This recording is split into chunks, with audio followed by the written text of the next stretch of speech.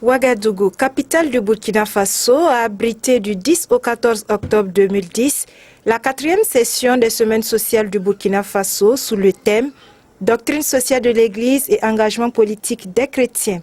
Signalons que c'est en 2005 que s'est tenue la première session des Semaines sociales sur le thème « Les élections 2005-2006 au Burkina Faso, un challenge pour l'Église famille de Dieu au Burkina ».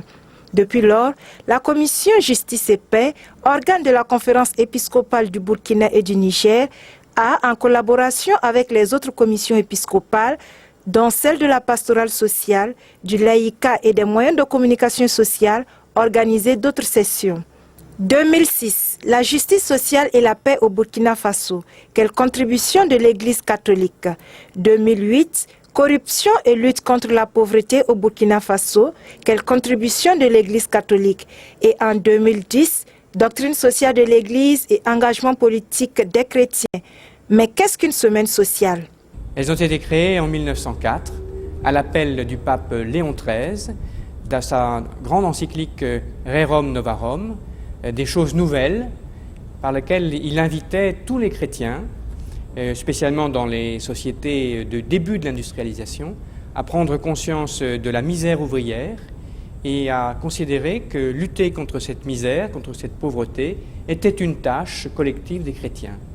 Et toutes les semaines sociales dans le monde entier, y compris celle du Burkina, sont les enfants de cet appel du pape Léon XIII, de cette prise de conscience que l'Évangile n'est pas seulement fait pour les comportements individuels, mais il est fait aussi pour la vie en société, pour l'action économique, pour la vie politique. Une semaine sociale est un colloque, une rencontre de réflexion et d'échange dont l'objectif est d'offrir l'opportunité aux communautés chrétiennes et aux hommes et femmes de bonne volonté de partager leurs expériences sociales sur un thème majeur et contemporain de société dans le but de laisser guider et éclairer par l'Évangile et la doctrine sociale de l'Église.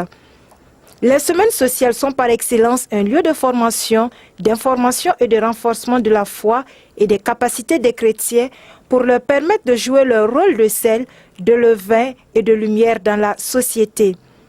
La semaine sociale, c'est ça. On discute des problèmes de l'homme, de tous les combats qu'il y a aujourd'hui, développement politique, tout ce que vous voulez.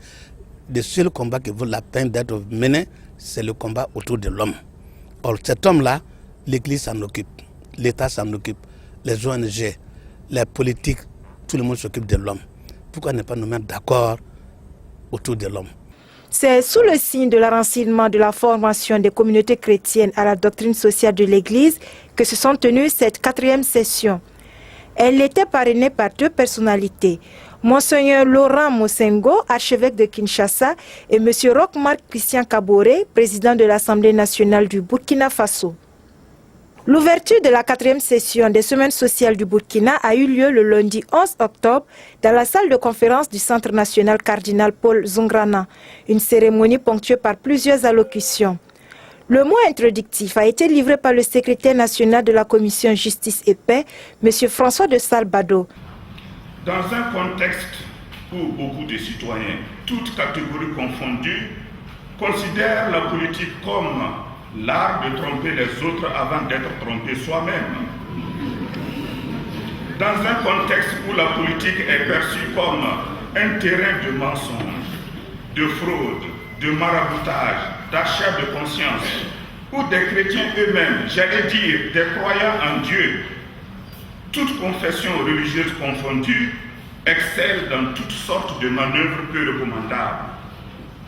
Dans un contexte où toute personne qui s'engage en politique, quelles que soient ses bonnes intentions, est d'office considérée comme un faux type, excusez-moi du terme. Dans un tel contexte, dis-je, quel message l'Église catholique, à travers cette édition des Semaines sociales, veut apporter au peuple du Burkina Faso? Sera-t-elle entendue? Sera-t-elle suivie? La tâche du chrétien n'est-elle pas de purifier la raison politique? Voilà le message que l'Église veut apporter à travers l'organisation de cette rencontre. Qu'elle soit entendue ou pas, là n'est pas l'essentiel, car l'essentiel c'est de faire son devoir. Il a salué les semainiers, les autorités politiques présentes. Il a tenu à saluer les parrains, Monseigneur Laurent Mwensengo, représenté par la doctrine, et M. Roch-Marc Christian Kaboré, représenté par la politique. À la suite de M. Bado, le président de la commission épiscopale Justice et Paix, Monseigneur Thomas Kaboré, évêque du diocèse de Kaya et président du comité d'organisation, a précisé la signification et l'importance des semaines sociales pour l'Église famille du Burkina, qui se présente comme un instrument pour la formation, l'information et le renforcement de la foi et des capacités des chrétiens et de toute personne désirant connaître l'enseignement social de l'Église. L'Église famille de Dieu au Burkina a compris qu'elle était un cadre, voire un instrument par excellence pour la formation, l'information et le renforcement de la foi et des capacités des chrétiens et de toutes les personnes qui désirent connaître l'enseignement social de l'Église sur les problèmes de société.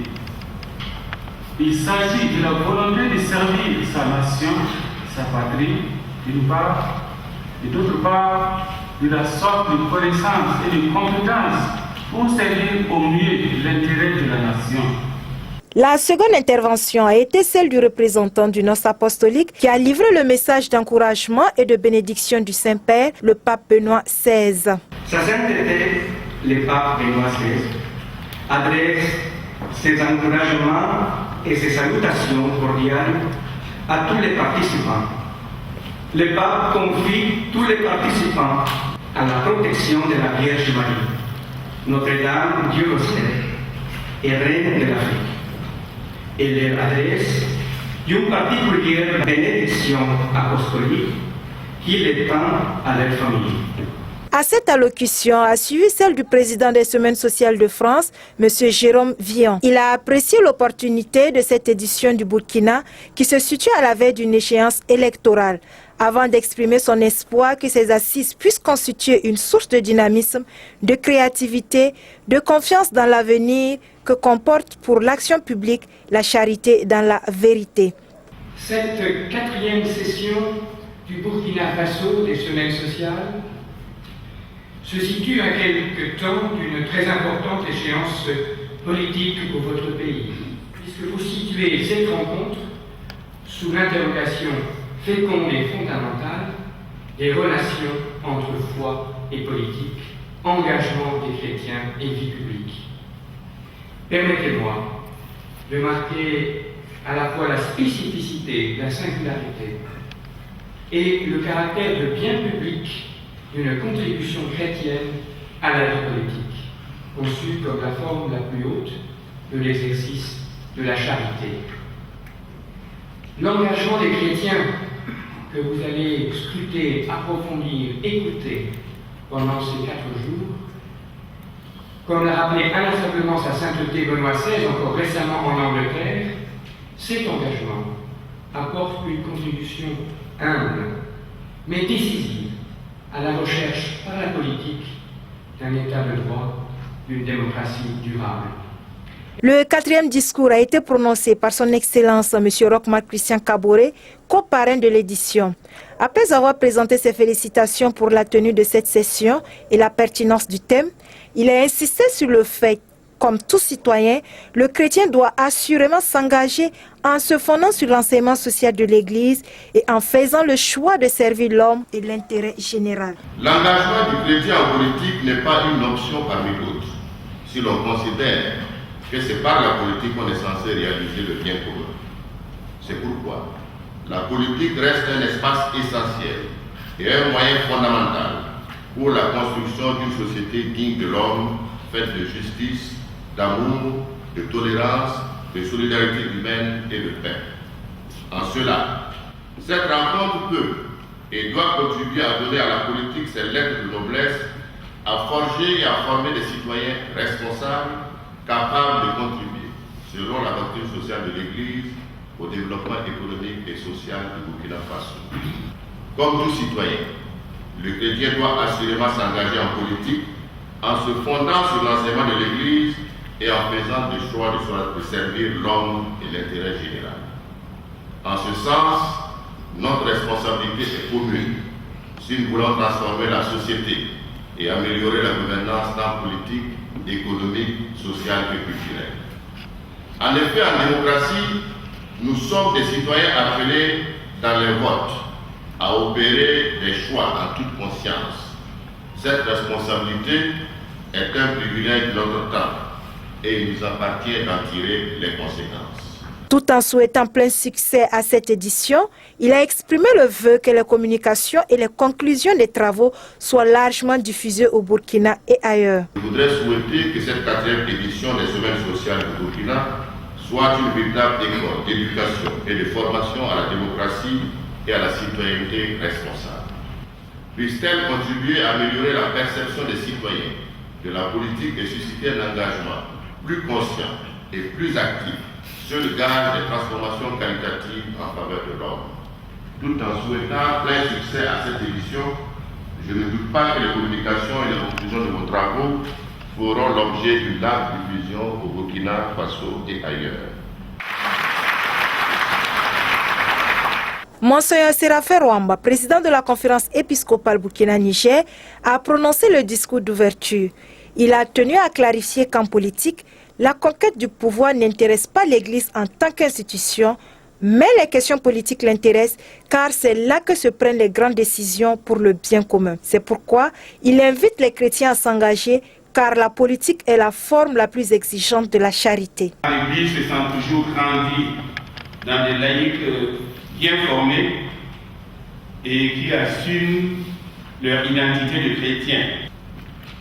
La politique qui consiste à conquérir le pouvoir pour l'exercer n'intéresse pas l'Église en tant qu'institution. Toutefois, l'Église s'intéresse à la politique dans la mesure où c'est le lieu où se prennent des décisions ou des orientations qui ont une influence sur la vie de la nation et des populations. Étant aussi à la recherche de l'intérêt général et du bien commun, elle ne saurait donc être indifférente à la chose politique. C'est pourquoi, toutes les fois où l'intérêt général des populations et le bien commun sont en question, l'Église a l'obligation de parler et d'interpeller ceux qui ont la charge de la gestion de la chose publique. Il n'y a pas de sujet tabou pour l'Église. Si, en tant qu'institution, l'Église ne cherche pas à conquérir et à gérer le pouvoir d'État, par contre, elle encourage ses fidèles, particulièrement les laïcs, à s'y engager. Car pour l'Église, cela a déjà été dit, la politique c'est la forme la plus exigeante de la charité. Et la pensée de l'Église est que l'une des activités humaines les plus nobles qui soient est la politique. Avant de déclarer ouverts les travaux. Sur ce, en souhaitant plein succès à vos travaux, je déclare ouverte la présente assise des 4e semaines sociales du Burkina.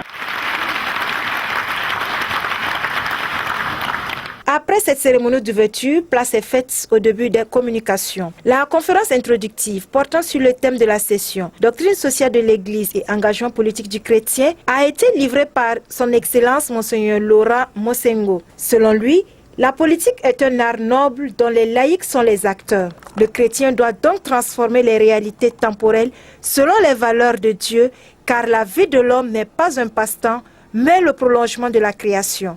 Par conséquent, l'engagement politique des chrétiens est un devoir, c'est même une forme d'évangélisation. L'engagement des chrétiens en politique est une obligation morale et n'est pas facultative, parce que c'est une façon de témoigner de l'Évangile, c'est une façon de témoigner de l'Évangile dans tous les milieux. Parce que lorsque Paul VI a parlé de ce que c'est qu'évangéliser, il a dit qu'évangéliser, c'est faire pénétrer l'Évangile dans tous les milieux de vie pour que de l'intérieur, l'Évangile transforme la société et rende l'humanité neuve. Ainsi en est-il de la politique.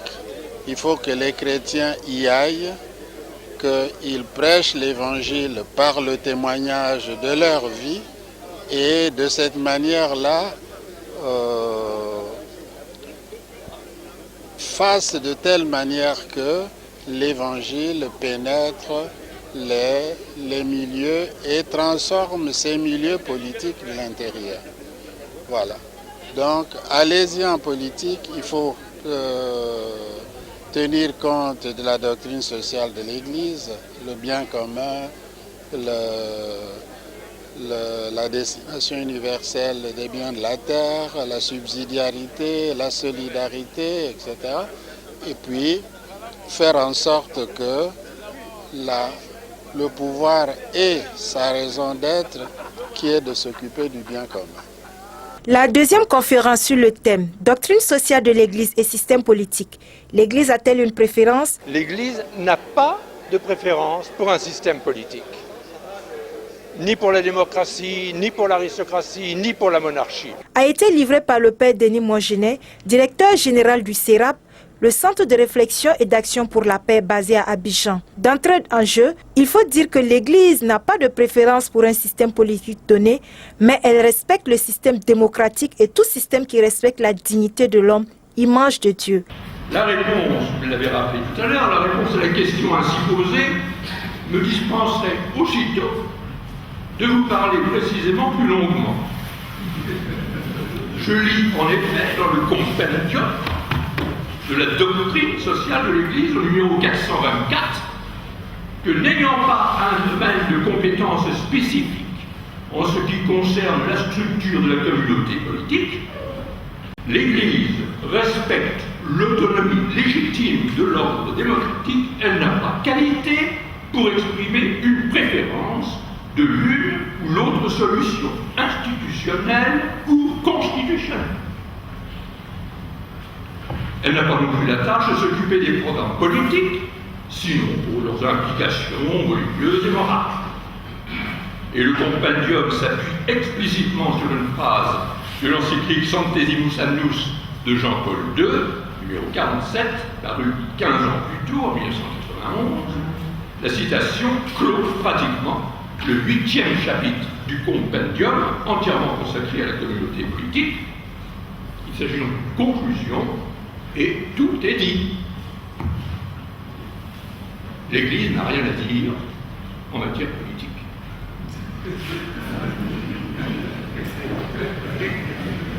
Mais je suppose que malgré tout, vous souhaitez que je prolonge mon propos. Comme il m'a été demandé. Il a rappelé un certain nombre de textes, notamment les synodes des évêques africains, qui donnent des éclaircissements sur l'engagement politique. Pour terminer, il a fait remarquer que tout homme qui a du pouvoir est porté à en abuser. C'est pourquoi il faut une éducation qui permette à l'homme de chercher à servir et non à se servir. S'il y a un enseignement social de l'Église, c'est une invitation effectivement à chacun de jouer son rôle dans la société. La société, c'est l'affaire de tout le monde. Ce n'est pas l'affaire des chefs d'État, ce n'est pas l'affaire des prêtres, c'est l'affaire de tout le monde. Et chacun peut faire beaucoup là où il est. Parce que le politique, si vous regardez bien qu'est-ce que ça veut dire, ça veut dire appartenir à la cité. Et la cité, c'est quoi? La grande cité. Le thème portant sur les interventions de l'Église dans les crises sociopolitiques au Burkina Faso, quelle lecture, a été animé par Monseigneur Anselme Sanon, archevêque de Bobo-Dioulasso. Il faut retenir de son exposé que l'Église, en tant qu'institution, gardant sa spécificité, a joué un rôle déterminant dans la vie sociopolitique de ce pays et contribue toujours à sa pacification. J'ai énuméré des interventions de l'Église, par exemple, en mars dernier, en 1983, la révolution lourde s'est préparée, tout le monde était en club, il n'y avait plus ce sentiment national, ce sentiment citoyen. Et notre lettre de Pâques 1983 a essayé de réveiller la conscience chrétienne quand même sur la responsabilité du chrétien. Et j'ai même évoqué en 1959, le 27 janvier, la lettre des évêques qui reste d'une actualité étonnante, le chrétien dans la cité. Et ça a été le berceau qui a permis d'accueillir la volonté d'indépendance, parce que beaucoup de partis politiques hésitaient. Et on leur disait, vous n'êtes pas prêts, et puis. Alors, ça a ouvert vraiment les yeux et la conscience de beaucoup de personnes. Morale religieuse et éthique politique, y a-t-il incompatibilité, a été traité par le professeur Albert Tevodjere, médiateur de la République du Bénin. De son exposé, il est ressorti qu'entre morale chrétienne et éthique politique, il y a compatibilité. Mais il est nécessaire de s'ancrer dans la parole de Dieu pour transformer le monde politique, partant la société tout entière. En politique, on est rarement prophète. L'essentiel, c'est d'être humble devant les faits et devant la vie. Le fait d'être bon chrétien ne vous qualifie pas d'être un bon dirigeant politique. Plusieurs champs d'investigation et domaines de spécialisation philosophique doivent être développés sur l'éthique. Le chrétien en responsabilité civile ou politique a une boussole, c'est l'évangile, d'où la doctrine sociale de l'Église tire son fondement. Dans la nouvelle alliance, le Christ a donné une réponse définitive à nos questions à choix multiples. On parle de suicide, il se définit lui-même comme la vérité, le chemin, la vie. Lui qui a pris notre condition humaine sait combien la tâche n'est pas facile quand nous avons à faire des choix. Il nous demande de garder la direction qu'il nous montre et qu'il est. Il sait que ce monde où il nous envoie annoncer la bonne nouvelle. Il sait que ce monde, la politique-là, est complexe. Et le malin y règne activement. Ils ne sont pas du monde, comme moi je ne suis pas du monde. Comme tu m'as envoyé dans le monde, moi aussi je les ai envoyés dans le monde. Je ne te prie pas de les enlever du monde, mais de les garder du mauvais. C'est là, dans ce monde-là, que nous sommes appelés à nous sanctifier. Alors je dis souvent à ceux qui désespèrent que nous ne sommes pas donc seulement les fils de l'incarnation. Nous sommes les co-rédempteurs avec Simon de Cyrène. Nous sommes fils de la rédemption aussi. Et donc, oui, nous sommes incarnés dans ce monde. Et nous, chrétiens, nous avons une chance de mériter la rédemption. Alors, n'ayez pas peur des erreurs, des tragédies qui nous arrivent. Si nous sommes fidèles à l'incarnation, nous méritons la rédemption. C'est ça la chance des chrétiens en politique. Il n'y a pas incompatibilité entre éthique politique et morale chrétienne. La conférence sur le système démocratique au Burkina Faso de 1960 à nos jours, quels enseignements après 50 ans d'indépendance, a quant à elle été animée par M. Augustin Loada, professeur de droit public et de sciences politiques à l'université Ouagadougou. L'enseignement que l'on peut retenir, c'est que depuis 1960, des efforts considérables ont été entrepris dans la gestion de la cité. Cependant, il reste encore des défis à relever. Ainsi, il s'avère nécessaire de procéder à des réformes pour consolider la démocratie en vue d'une nation plus épanouie.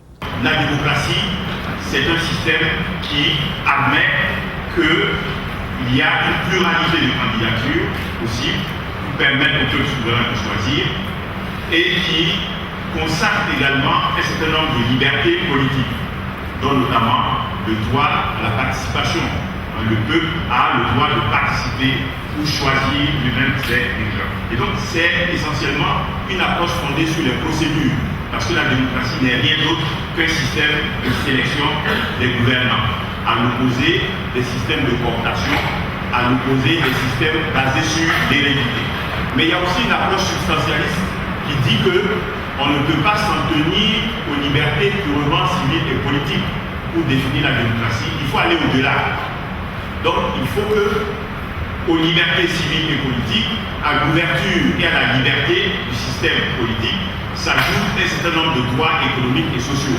Et nous avons essayé de montrer dans un premier temps que le processus de construction d'un système démocratique au Burkina Faso est un processus qui est sous-tendu par des périodes de flux et de reflux, en ce sens que c'est un processus qui est sous-tendu par des vicissitudes. On a vu la Première République qui s'est effondrée suite à un soulèvement populaire.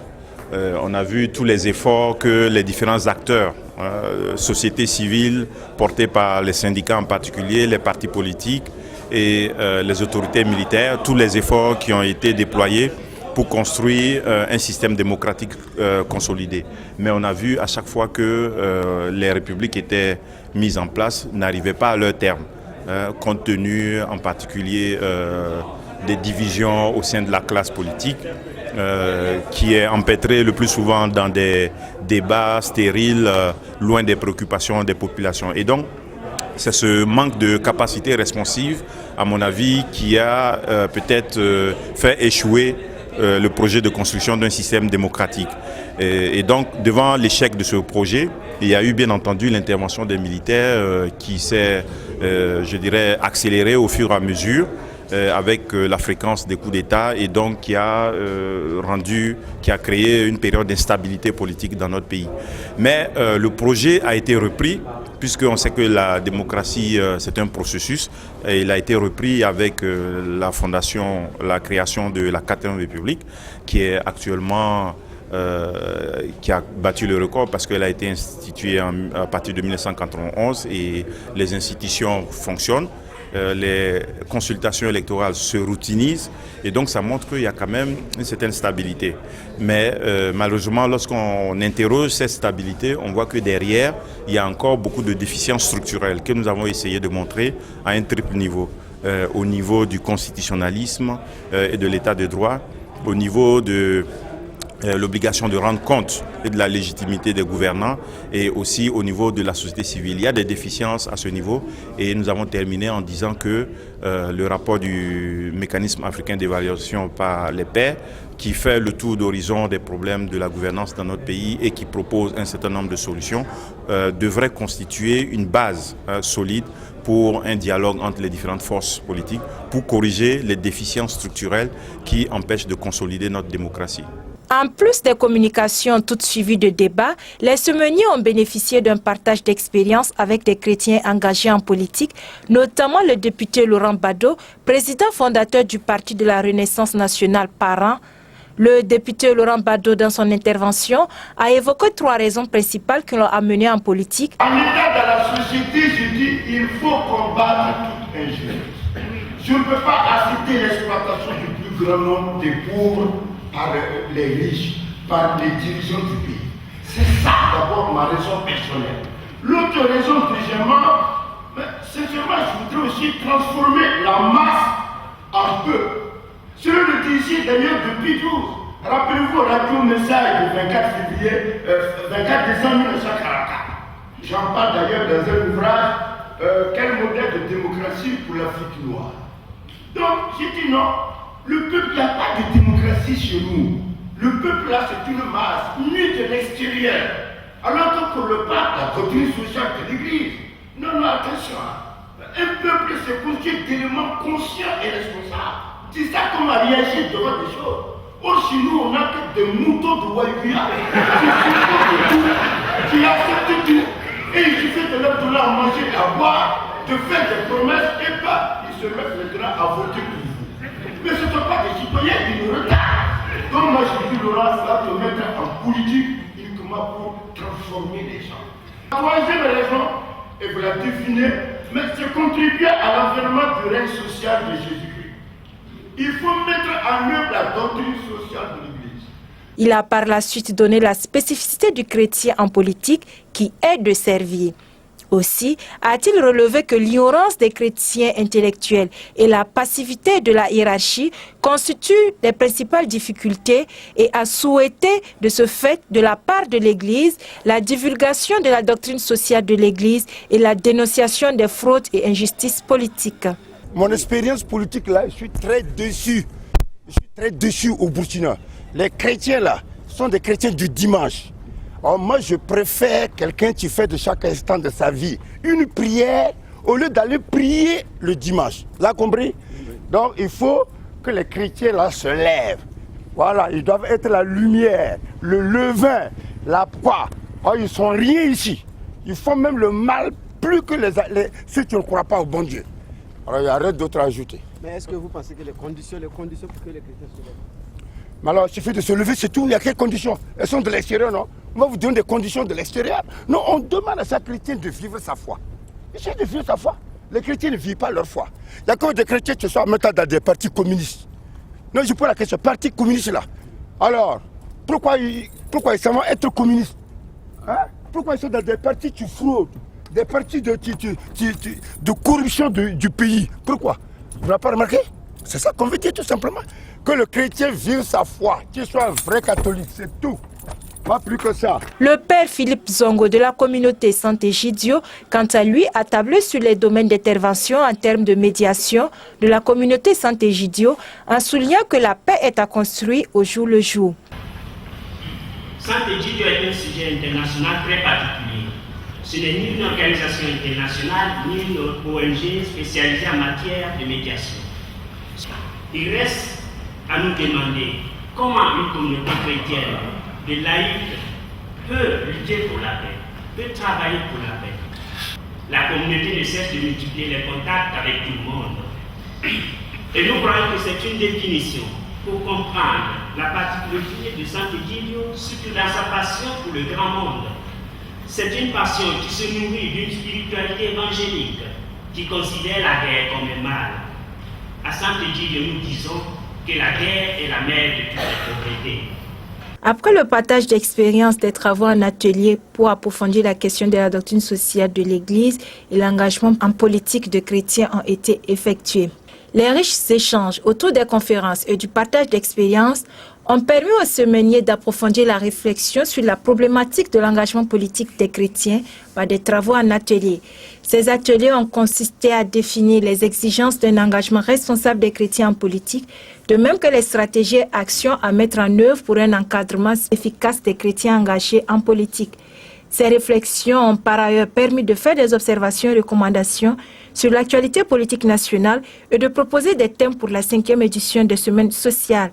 Le comité d'organisation de la présente édition a été mandaté pour le choix du thème des prochaines Semaines sociales parmi ceux proposés par les participants.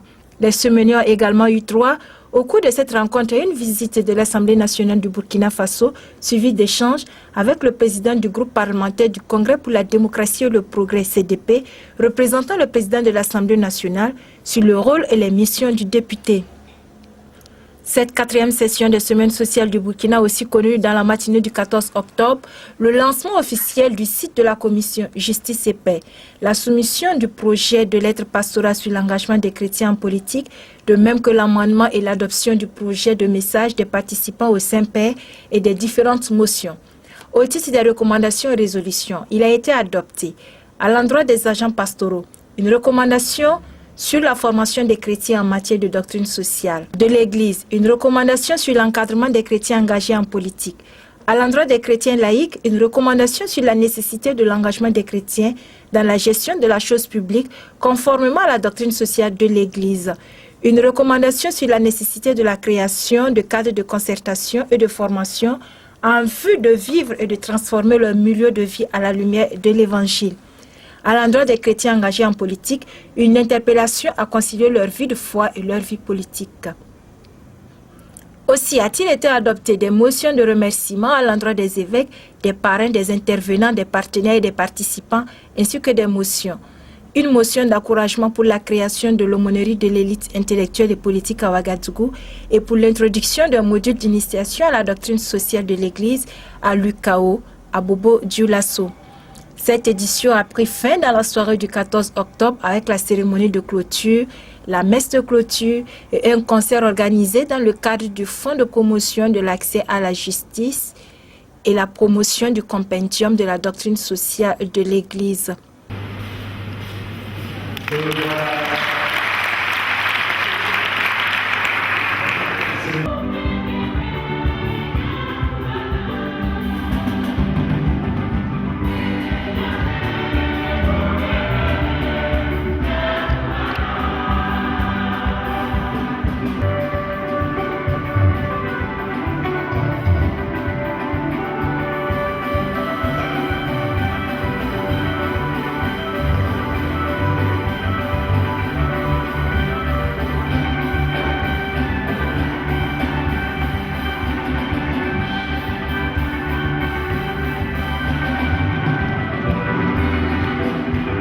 Rendez-vous est pris pour 2012.